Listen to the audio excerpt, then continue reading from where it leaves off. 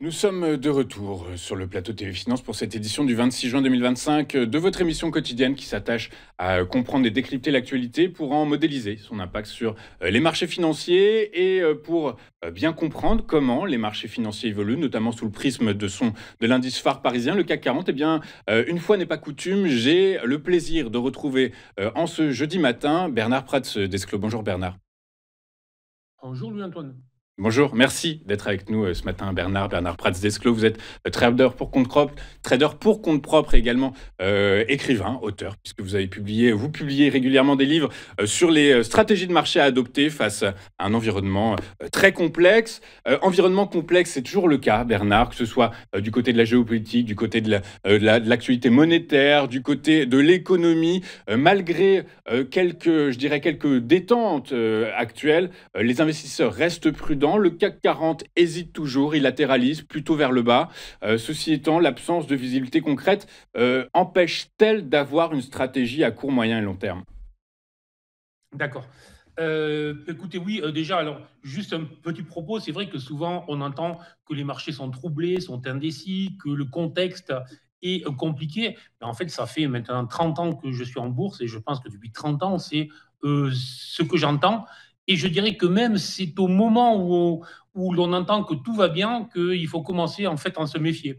Donc en fait, ben, le fait qu'il y ait des problématiques géopolitiques, techniques, de croissance, d'inflation, de tout ce qu'on veut, ben, en fait, c'est la vie normale des marchés. Et puis après, notre job de trader, d'investisseur, ben, c'est de mesurer le risque et de décider est-ce que le risque penche plus vers là pour en fait intervenir. Voilà. Donc, techniquement, sur le CAC, donc c'est ce que l'on va voir ce matin, mais je vais essayer d'être plus large dans ce que je raconte parce qu'effectivement, le CAC n'est pas l'indice le plus intéressant en ce moment, car lui, je pense, subit ou resubit à nouveau ben, les affres politiques que tout le monde connaît, dont je ne vais pas m'étendre sur le sujet.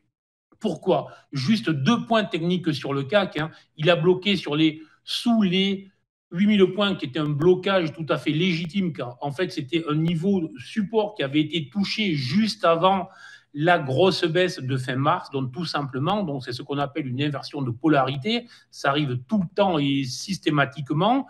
Depuis, en fait, il était bloqué dans une zone très large comprise entre les 7600 points et les 7950 points.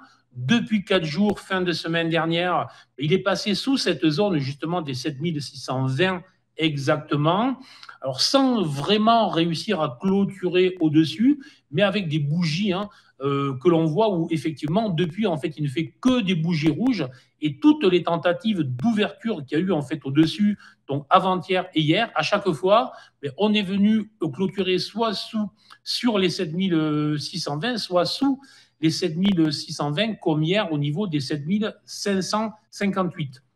Donc, petite pression baissière de court terme tant qu'il évolue au-dessous des 7620. Le potentiel baissier pourrait se situer aux environs des 7250 pour être clair. Donc, alors, ça fait quelques pourcents, mais ce n'est pas non plus catastrophique dans le contexte que l'on connaît. Là aussi, attention à relativiser, je dis bien, lorsqu'on voit la performance des autres indices avec un DAX qui, lui, avait breaké, avait cassé les derniers sommets, qui a fait qu'aligner des nouveaux records, qui a fait un léger repli, un Nasdaq qui, lui, a surperformé largement ces derniers jours. Il y a 3 mois, je vous rappelle quand même, plus personne, enfin, ou tout le monde plutôt, ne jurait plus que par l'Europe et tout le monde expliquait qu'il ne fallait plus s'intéresser à la tech américaine parce que 3 mois après, tout le monde s'intéresse à nouveau à la tech américaine, un peu en fait en catastrophe avec Nvidia hier qui rebreak ses sommets à une capille, je crois, de près de 3800 milliards nouveaux records. Bref, vous voyez bien, ça bouge très fort. Alors, l'ambiance sur les marchés, dans ce contexte où effectivement il y a des fortes pressions géopolitiques, je n'y reviendrai pas, mais aussi de gros doutes existentiels, et je dirais presque sur la croissance américaine à venir. Ça fait aussi 6 mois que tout le monde s'interroge, est-ce que les droits de douane américains de Trump vont venir impacter plus ou moins lourdement la croissance américaine et est-ce qu'on va se diriger ou pas vers une récession. À ce stade, lorsqu'on voit le chômage américain, il n'y a pas trop de doute. Maintenant, il va falloir effectivement vérifier mois après mois l'état des chiffres du chômage américain, car c'est de là que viendrait le véritable risque. Donc, gros pessimisme sur les marchés pour moi. Et pourtant, on voit bien que pas mal d'indices, le DAX, le Nasdaq, le S&P en est très proche, sont venus faire des records. Ça veut dire quoi? Ça veut dire que normalement, lorsque les marchés montent dans un pessimisme sombre, c'est plutôt une excellente nouvelle.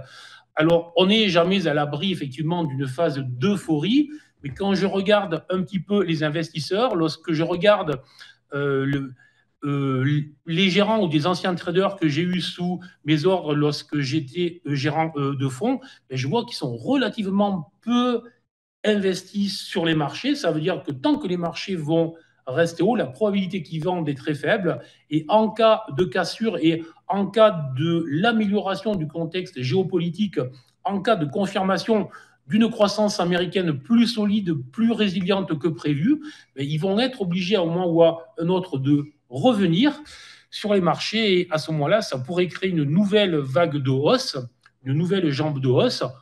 Pas tout de suite, je n'y crois pas, mais peut-être après l'été. Alors, le plus rapide serait après les résultats américains, mais là, probablement qu'on devrait avoir quand même quelques doutes. Donc, mon scénario relativement large, c'est une phase de latéralisation pour les 2-3 semaines à venir, une phase de doute en fonction des résultats qui vont tomber à compter de la 3e semaine de juillet. Et puis ensuite, on sait bien que l'été, tout peut se passer, mais plutôt une phase de volatilité relativement calme. On l'a vu par exemple l'an dernier, lorsque le 5 août, il y a eu le creux brutal, ça a été en fait un point bas rapide. Voilà, donc plutôt serein, toujours méfiant, bien évidemment, ça veut dire que l'on gère son risque, ça veut dire que l'on accompagne les mouvements, que l'on place des stops au cas où il se passerait des scénarios qui sont imprévisibles. Voilà, donc, mais plutôt confiant et sur le cas pour y revenir quand même. À nouveau, une phase de doute.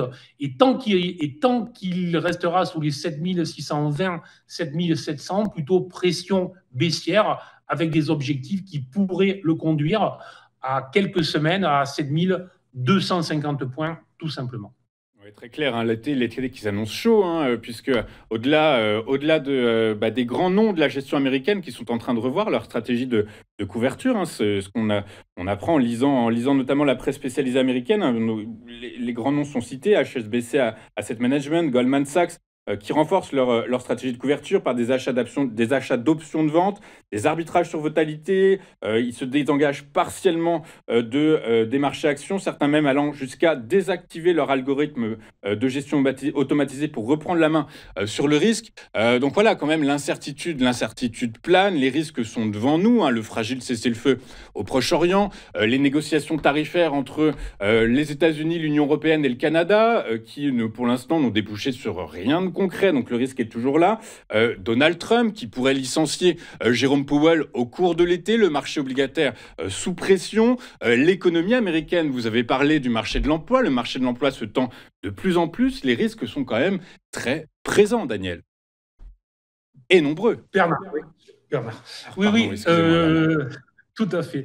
Les risques bien présents, mais justement, c'est ce que je vous disais, et c'est ce que l'on voit en analyse comportementale. Dès lors qu'il y a plus de risques que d'habitude, je vous l'accorde, alors que les marchés sont en train de faire fi de ne pas se préoccuper de ces risques, c'est soit ils sont dans une phase d'euphorie, soit ils sont au contraire en train de voir des choses, et il y a pas mal de secteurs, on verra ça tout à l'heure avec les actions, qui sont en train de lancer, eux, des signaux d'achat spectaculaires. Donc, on est pour moi dans une grosse rotation sectorielle. Donc, on avait connu ça, en fait, à fin de l'hiver 2022, lorsqu'il y avait eu, et 2023 ensuite, lorsqu'il y avait eu, la grosse accélération sur l'IA. On était dans un pessimisme noir. Les indices se portaient quand même relativement bien. Et il y a eu une grosse accélération de la part des indices avec des gros lancements sur certains secteurs et notamment la tech. Donc, on voit ça régulièrement, je veux dire, et difficile pour moi d'être inquiet. Encore une fois, lorsqu'on a, et je dis bien que notre job, c'est toujours de gérer le risque, donc d'être prudent. Donc, on ne sait jamais ce qui va se passer pour être clair, et donc on gère son risque. Maintenant, à chaque fois que j'ai vu des alertes sur le fait que le marché allait se retourner et que on voyait ça, on va dire, de manière généralisée, le marché ne s'est jamais retourné. Ce qui ne veut pas dire que ça n'arrivera pas ce coup-ci. Je dis que en mars 2000, donc au sommet de la bulle, c'était il y a quelque temps, je vous l'accorde, tout le monde était positif. En 2008, tout le monde était positif, etc., etc. Au mois de mars, tout le monde était positif juste avant que ça casse.